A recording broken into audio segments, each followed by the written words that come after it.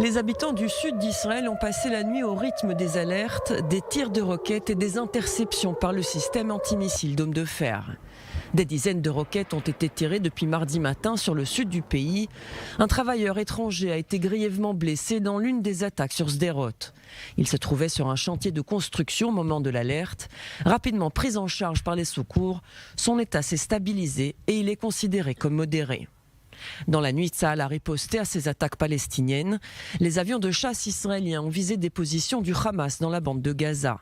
Un entrepôt d'armes de l'organisation terroriste, un camp d'entraînement, 2 sites de fabrication d'armes, une usine de béton qui servait à la construction de tunnels terroristes et un souterrain qui devait mener jusqu'en Israël, mais qui ne traversait pas la frontière. Peu avant 4 heures du matin, des médias arabes affirment qu'un cessez-le-feu a été conclu entre les groupes terroristes gazaouis et Israël.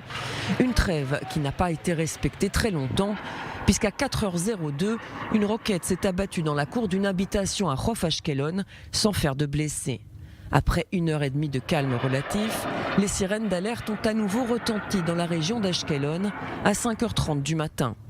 Les attaques palestiniennes sont menées par le djihad islamique après la mort de l'un de ses membres dans une prison israélienne. Khader Adnan est décédé après 86 jours de grève de la faim. Le groupe terroriste qui accuse Israël a promis de se venger.